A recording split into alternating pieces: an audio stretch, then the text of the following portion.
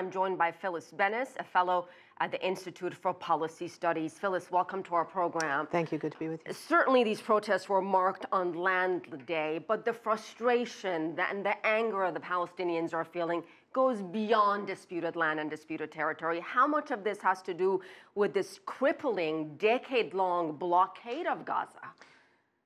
The blockade of Gaza, as you say, has gone on for more than a decade now, and it's devastated the population. We're talking about 1.8 million Palestinians, the majority of whom are under the age of 25, and a large proportion are children. And in that context, we have 80% of them are refugees who are completely dependent on outside support. The economy has been shredded by the Israeli blockade and the Israeli siege, if you will. It's a different kind of occupation. It's not settler colonialism, it's an occupation from outside.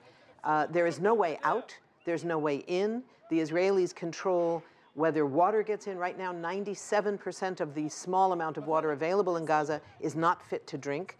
Electricity is only available in most parts of Gaza for between 2 and 4 hours a day. People are devastated. You combine that with the question of return, which is still very much alive. This is not an old issue. This is a contemporary issue. When Palestinians talk about what they call the Nakba, the catastrophe, meaning the war that began in 1947 and 48, that led to the expulsion of 750,000 Palestinians from their home to create what is now Israel, that understanding is that the Nakba, the catastrophe, continues today. There is still more land being expropriated. So Land Day has a very resonant character. And this set of protests, which only began today, was announced weeks ago that it was going to be nonviolent. We saw in Noor's report the tents that had been set up for families. There were baseball and football games created. There were celebrations for the children.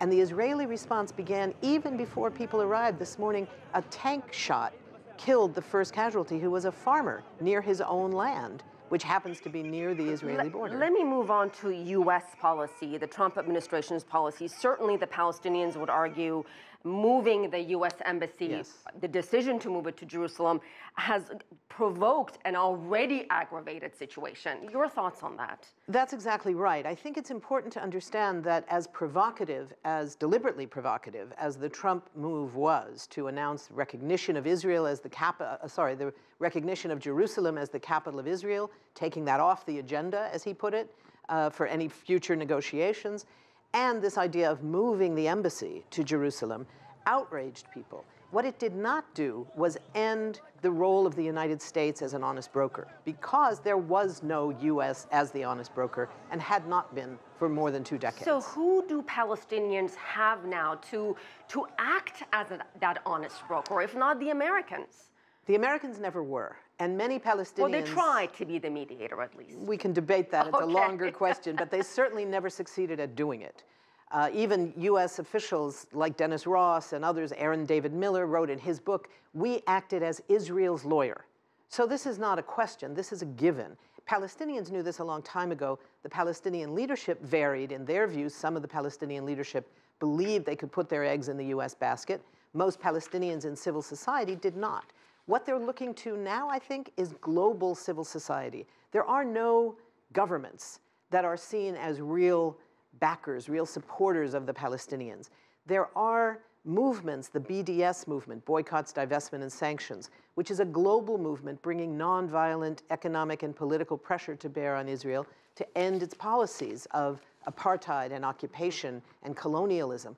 That's what's underway now, and I think most Palestinians, I'm not on the ground, I can't say this for sure, but I think the Palestinians I speak to are seeing civil society as their international backers more than any individual. I think they're looking to the United Nations.